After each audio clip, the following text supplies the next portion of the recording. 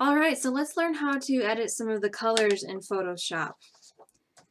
So remember, before you should know how to use the dodge and burn tool. That's over here. It's either going to have that hand icon, or if you click on your mouse and hold your mouse on that button, you can change it to the dodge tool.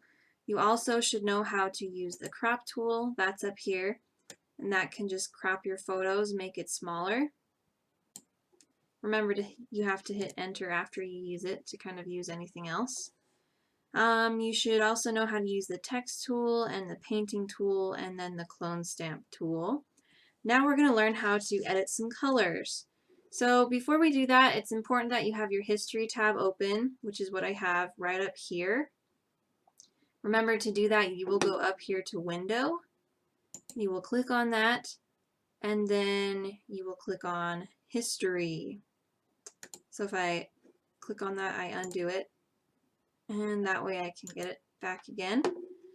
We're going to learn how to create different layers and edit different colors. And so it's also important that you have your layers window open. Usually it kind of is automatically open, but just in case you can't see this section down here, you'll also go up to Windows and you'll click on Layers. So I have a check next to it, so that means I already have layers open. Alright, so layers, you can do a lot with different layers, and basically you can kind of turn the visibility off and on. You can make copies of it, and you can do a lot of different stuff. So I'm going to edit this picture. Remember, the first thing you do when you edit it is you save it as a different file.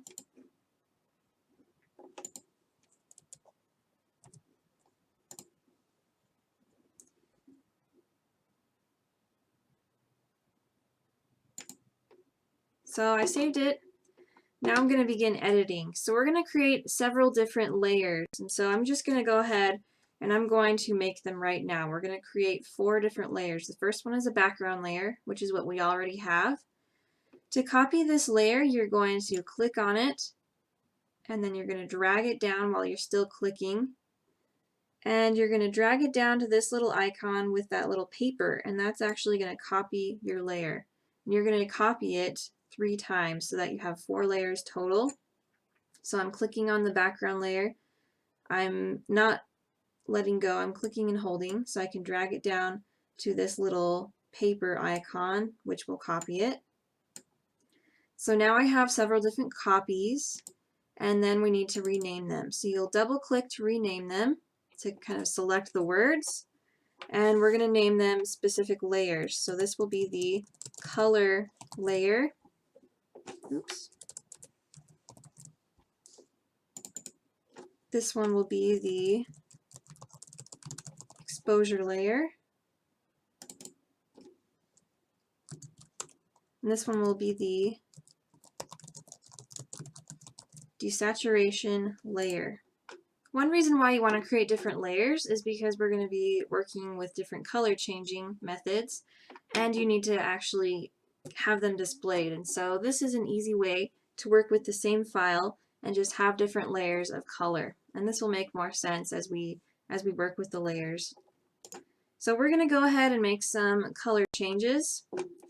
So some of the tools that you can change color with can be found up here in the Image tab.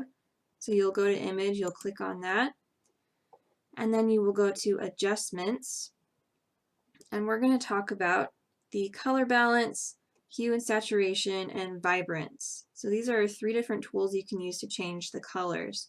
I'm going to go ahead and click on color balance.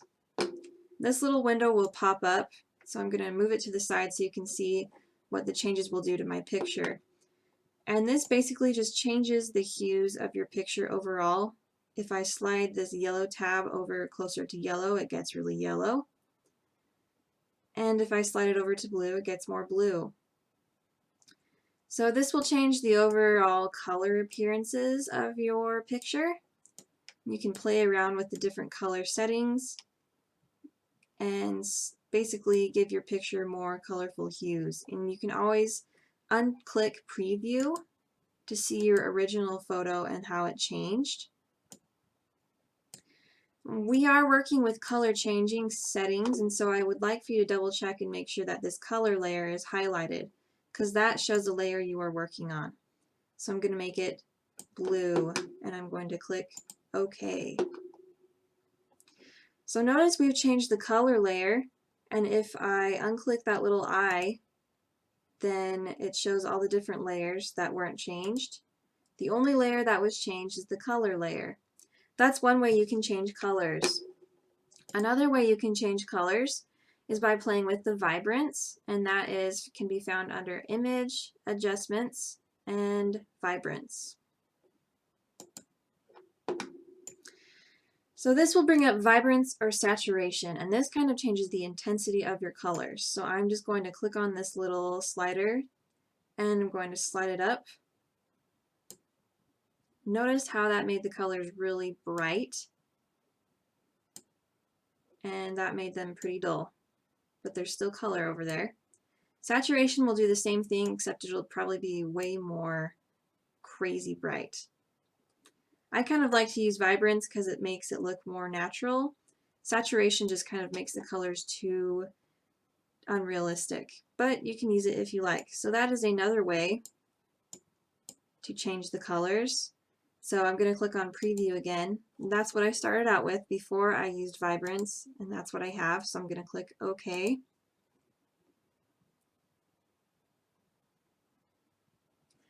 So notice in our history, we can go back, and that's what our original layer started out as. Remember, you can always go back, step back in history to change things that you don't really like.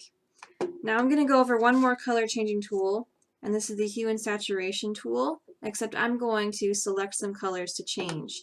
So one way you can select colors is you can choose this selection tool, and you can make rectangular or elliptical selections. You can use the lasso tool, and you can draw areas that you want to select. Or, I'm just going to deselect that. You can use the magic wand tool. And so let's say that you wanted to change the color of a certain area in the sky. I'm going to change the tolerance so it's pretty high so I can select a lot of the sky.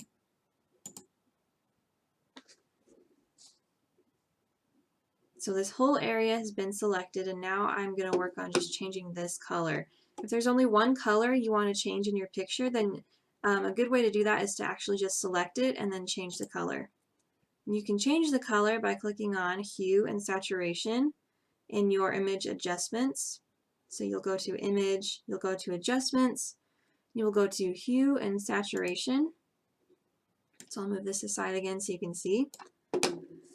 So if you move this hue slider around, you can actually change the colors within that selected area. If you didn't select the area, then you'll end up changing the colors in your entire picture. And so the selected area just kind of makes specific changes that you may or may not want. And so I'm going to make the clouds a pinkish color. You can make them more saturated. You can make them light and dark. So I'll just click OK. Those are several different ways you can change the colors in your pictures. If you want to work on any other area of your photo while something is selected, then you need to remember to deselect it. Because if I wanted to do anything else with this, then I won't be able to, because I can only work in this area right now. So you'll go up to Select, and you can hit Deselect. Or you can also right click and hit Deselect as well. So that's gone away. Here's my color layer. What's cool about layers is that you can also change the opacity. And so if you don't really like how this layer is super vibrant, then you can click on opacity right here, and it's at 100%. So you can't see through it at all, but you can make it more translucent so that you can kind of see the other layers below. For now, we'll just leave it at that opacity. So that's how you change some colors. Now we're going to move on to exposure. So if you don't like, and I'm just going to actually turn this color layer off, but I'm going to make sure the exposure layer is highlighted because that's the one we're working with. So if you don't like the way your picture was exposed, there's several ways you can change it. And you'll go to Image, Adjustments, And we're going to work with all 4 of these. First way you can change it is by exposure. You can overexpose it by dragging that one out, or you can underexpose it, make it darker, or you can change the offset or the gamma. And this is probably one you'll want to play around with and just get familiar with. Know that you have this option to work with. I'm just going to cancel that. Another way you can change the exposure is by working with the brightness or the contrast. Brightness will make it brighter and darker, kind of like it's over or underexposed. And then the contrast will create a bigger difference between light values and dark values, or a smaller difference. So I'm just dragging these around and I'm playing with them to see what effects they make. And remember, you can always hit preview. This is going to change what it actually does, but if you unclick it, then you'll see your original. So I'm going to cancel that again. There's a few other ways you can change the exposure. Another way is clicking on levels. And with this you can change the presets, and these kind of change up your exposure. One last way that I personally like to use to change exposure is by clicking on curves. So this gives you a little histogram right here. And remember, this is a preview, so it'll show you your changes before you make them.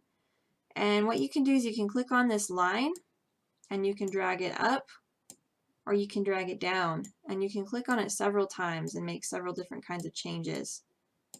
And notice that each dot kind of changed the way it looks. So this can be really helpful if you're unhappy with your exposure, or I even use it to kind of darken shadows and lighten up highlights if I want to make more contrast. So I'm just going to change some things around. I'm going to make sure I like it in comparison to my original, and I'm just going to hit OK. So now I have my exposure layer finished, and I have my color layer finished. I'm going to make these invisible, and then I'm just going to work with desaturation. To desaturate your layer means to make it black and white. And to do that, there's a few different ways. And we're going to work with the black and white tool, which once again, everything we're talking about today can be found in image and adjustments. So you'll either use the black and white tool or the desaturate. So I'm just going to go ahead and click on desaturate. That automatically makes it black and white. So if you like black and white photography, then you can do that to edit them. Another way that I personally like to make things black and white is by clicking on image and adjustments and clicking on this black and white tool instead of desaturate. This will make it black and white, but you can actually change the lightness or darkness of specific colors.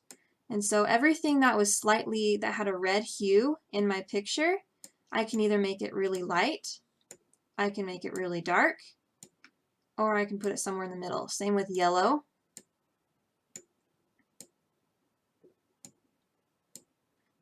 Same with green. Same thing with blue and magenta.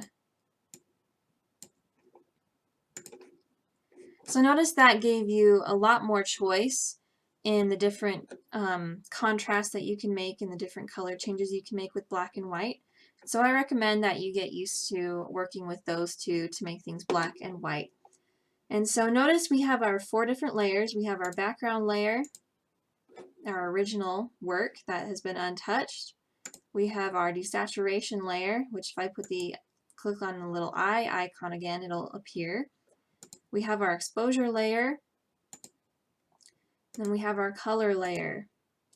Now with layers, whatever is closest to the top, that is what will go over the top of everything else. If you play with the opacity, and you can do that by going up here, clicking on this down arrow, and then moving that, then you can play with the different opacity of each layer. let's see. My computer's being a little bit slow. So I've made these two layers opaque, and now you can see that the black and white layer is really standing out. And this will be helpful for when we work on our double exposure photographs, but for now, you'll just want to leave the opacity at 100% for all of them. Now, you won't be able to save this as a JPEG and still have access to all of your layers. And so with this assignment, since I'll be grading you on each individual layer, it's important that you save your file as a PSD. That way I can open your file in Photoshop and I can access each individual layer and see how you did. And so to do that, you do not need to flatten your image. All you need to do is hit File, hit Save As, and then make sure that you will save as a PSD, PDD, or PSDT file type. That's all you need to do. You'll save it, and then you'll upload this specific file type to Canvas. And that is how you can complete your color editing assignment.